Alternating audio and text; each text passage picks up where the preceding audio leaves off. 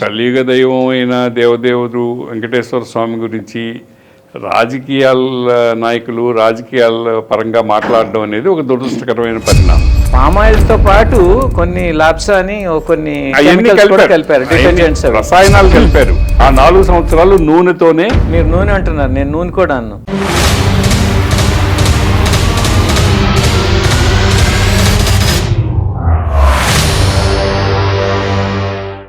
వారంలో రాజకీయాలన్నీ కూడా ఆ దేవదేవుడు కలియుగ దైవం వెంకటేశ్వర స్వామి చుట్టూ తిరుగుతున్నాయి.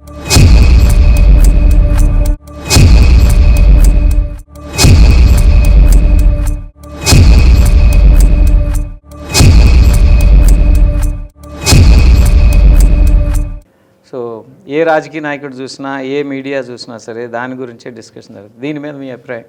కలియుగ దైవం అయిన దేవదేవుడు వెంకటేశ్వర స్వామి గురించి రాజకీయాల నాయకులు రాజకీయాల పరంగా మాట్లాడడం అనేది ఒక దురదృష్టకరమైన పరిణామం.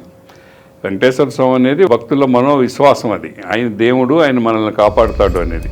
ఆయన అన్ని కాలాలకి అతీతుడు. ఈ రాజకీయాలకి ఆయనకి సంబంధమే లేదు. ఆయన రాజకీయాలతో ముడిపడ్డం అనేది ఒక అపచారం, అది ఒక పాపం, అది చేయకూడదు. కల్తీ నెయ్యి అంటున్నారు. అసలు నెయ్యి లేని దగ్గర కల్తీ నెయ్యి అనే పదం వాడటమే తప్పు కదా. అది దాన్ని చాలా తెలివిగా చేసిన తప్పుని కప్పిపెట్టుకోవడానికి వైసీపీలో టీటీడీ మీద పెత్తనం చేసిన వాళ్ళు కానీ అప్పుడు అధికారులు కానీ చాలా తెలివిగా ప్రజల్ని మిస్లీడ్ చేస్తున్నారు. అక్కడ వాళ్ళు 4 సంవత్సరాలు సప్లై చేసిన దాంట్లో అసలు నెయ్యి అనేదే లేదు. వాళ్ళు సప్లై చేసింది పామోలివ్ నూనె విత్ కెమికల్స్, సింథటిక్ ఆయిల్ అనాలి. అది ఈ నెయ్యి అని అనిపింపజేయడానికి కొన్ని కెమికల్స్ వాడి, మనం సర్ఫ్లో నురుగు వచ్చినట్టుగా పామోలివ్ నూనెలో నురుగు వచ్చేయడానికి కెమికల్స్ వాడి, కలరు బెటోకెరటైన్ అటువంటివి వాడి, డై కలర్స్ వాడి ఇది నెయ్యి అనిపించారు. ఆ వాసన రావడానికి కొన్ని స్టేట్లు అటువంటివి కలిపారు. వాళ్ళు ఇచ్చింది ఓన్లీ నూనె మాత్రమే. వాళ్ళు నెయ్యి ఇచ్చామని వాళ్ళు ఎప్పుడు చెప్పలే. అక్కడ కల్తీ అనేది లేదు. నెయ్యి అయితే నెయ్యిలో కల్తీ చేయాలి. వాళ్ళు అసలు నెయ్యి ఇవ్వలేదు కదా. వాళ్ళు ఇచ్చింది నూనె. టెండర్ మాత్రం నెయ్యి కోసం కదా. టెండర్ నెయ్యి కోసం, వాళ్ళు ఇచ్చింది నూనె. నెయ్యి అని మభ్యపెట్టి ఈ సింథటిక్ ఆయిల్ సప్లై చేశారు. నూనె కూడా నూనె అంటే మనం కన్స్యూమ్ చేసేది. అవును, మనం కన్స్యూమ్ చేసే పామాలివ్ నూనె ఇచ్చారు. పామాయిల్ తో పాటు కొన్ని లాప్స్ అని కొన్ని కలిపారు. రసాయనాలు కలిపారు. రసాయనాలు ఎందుకు కలిపారు అంటే అది నెయ్యిలాగా నురుగు రావాలి.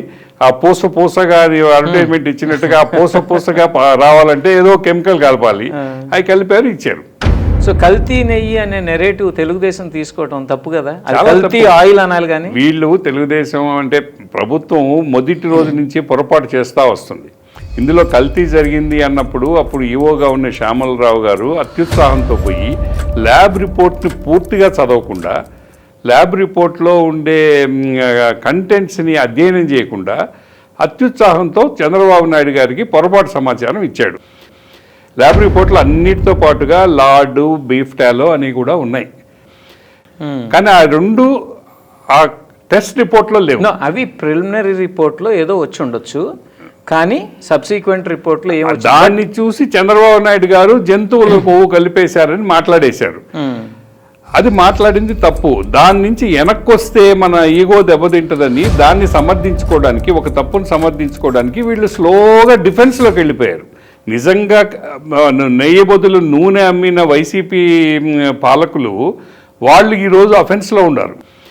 చంద్రబాబు మీద వాళ్ళు దాడి చేస్తున్నారు. అంటే దొంగ అని అరుస్తున్నారు. ఈయన నేను దొంగను కాదు అని చెప్పుకునే ప్రయత్నం చేస్తున్నాడు. ఈయనకి అసలు దొంగతనంతో ప్రమేయం లేదు. ఈయన నోరు జారాడు. జంతువుల కొవ్వు ఉంది అని నోరు జారాడు. సరే, ఉందో లేదో సబ్సిక్వెంట్ గా తర్వాత విచారణలో లేదు అని వచ్చింది. సిబిఐ రిపోర్ట్ లో జంతువుల కొవ్వు లేదు అని వచ్చింది. నాకు ఇక్కడ చిన్న సందేహం. డైరెక్ట్ గా ఎవరైతే అక్యూజ్ చేయబడి ఉన్నాడో జగన్ బాబాయ్, ఆయన డైరెక్ట్ సుప్రీంకోర్టు తలుపు తట్టి, ఇక్కడ హైకోర్టు ఇవన్నీ వదిలేసి తట్టి సుప్రీంకోర్టు ద్వారా సిబిఐ ఎంక్వైరీ ఎంచుకోవటం ఇదేదో ప్రొసీజర్లో కూడా డిఫెక్ట్ అనిపించట్లేదు మీకు? ప్రొసీజర్ డిఫెక్ట్ ఏం కాదు, వాళ్ళు వాళ్ళ స్కిన్ కాపాడుకోవడానికి దాన్ని అదొక దగ్గర దారి అనుకున్నారు వాళ్ళు. ఏమంటే మేనేజబుల్ దారి అనుకున్నారు కాదు, కేవలం స్టేట్ గవర్నమెంటే ఎంక్వైరీ చేస్తే ఆఫీసర్స్ అందరూ స్టేట్ గవర్నమెంట్ వాళ్ళు కాబట్టి వీళ్ళు మనల్ని ఇరికిచ్చేస్తారు. సో అదే సుప్రీంకోర్టు ద్వారా సిబిఐ ద్వారా కానీ జరిగితే సెంట్రల్ గవర్నమెంట్ కాబట్టి మన స్కిన్ సేవ్ అవుతుంది అని ఆయన వెళ్ళాడు అక్కడికి. అది సిబిఐ అయినా సిట్ అయినా ఎవరైనా కూడా వాళ్ళు నిజం రాసేశారు. వీళ్ళు నెయ్యి అమ్మలేదు, వీళ్ళు నూనె అమ్మారు. ఆ 4 సంవత్సరాలు నూనెతోనే. మీరు నూనె అంటున్నారు, నేను నూనె కూడా అన్నాను. అది సరే, రసాయన మిశ్రమంతో లడ్లు తయారు చేశారు, అది రాసేశారు వాళ్ళు. కానీ రసాయన మిశ్రమంతో చేసి ఒక పెద్ద అపచారం. ఎందుకంటే ఈ భారతదేశంలో హిందువులందరూ కొలిసేటువంటి the most religious and pious place ఏదంటే తిరుమల అంటారు. ఇంతమంది భక్తులు వచ్చే ఇంకే ధార్మిక క్షేత్రం లేదు.